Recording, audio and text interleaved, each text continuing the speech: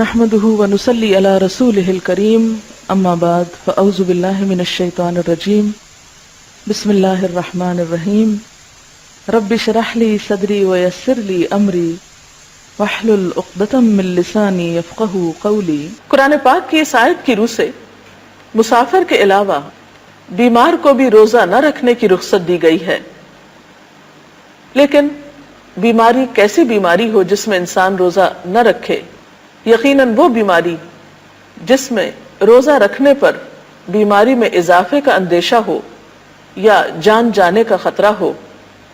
اس کے علاوہ ایسے بوڑھے لوگ جو بظاہر کسی بیماری کا شکار نہیں لیکن بڑھاپا بذات خود ان کے لیے ایک بیماری اور کمزوری کی حیثیت رکھتا ہے، ان کے لیے بھی روزہ نہ رکھنے کی رخصت ہے۔ حضرت ابن عباس سے روایت ہے کہ بوڑھے آدمی کو روزہ نہ رکھنے کی رخصت دی گئی ہے، لیکن وہ ہر روزے کے بدلے ایک مسکین کو کھانا کھلا دے اور اس پر کوئی قضا نہیں ہے۔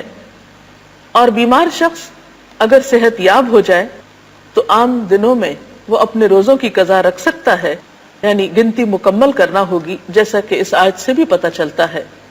اسی طرح کچھ حالتیں ایسی ہیں جو براہ راست بیماری کے زمرے میں تو نہیں آتی لیکن بیماری سے قریب تر ہیں، مثلا حاملہ عورت یا دودھ پلانے والی عورت، ان کو بھی روزہ چھوڑنے کی اجازت دی گئی ہے۔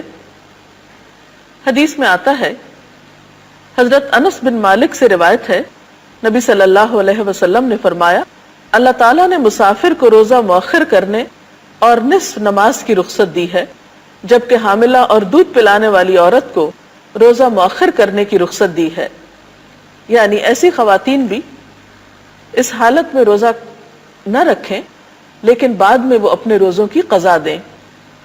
اسی طرح حائضہ عورت، اسے بھی ان ایام میں روزہ نہیں رکھنا چاہیے، ہاں بعد میں وہ بھی اپنے روزوں کی قضا دے گی۔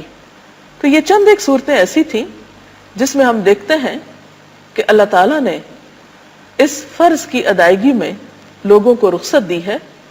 نمبر 1 مسافر، نمبر 2 بیمار، نمبر 3 بوڑھے لوگ، نمبر 4 حائضہ، حاملہ اور دودھ پلانے والی عورت۔ اگر اس سلسلے میں آپ کے ذہن میں کوئی سوال ہو تو آپ کر سکتے ہیں۔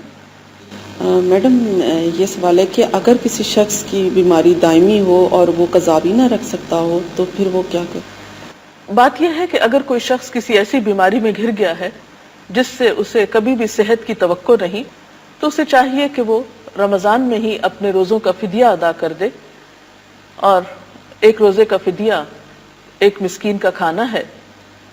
تو اس طرح اگر وہ رمضان کے بعد روزوں کی قضا نہیں بھی رکھتا تو انشاءاللہ اس کا کفارہ ہو جائے گا۔ اجازت چاہتے ہیں، اللہ حافظ۔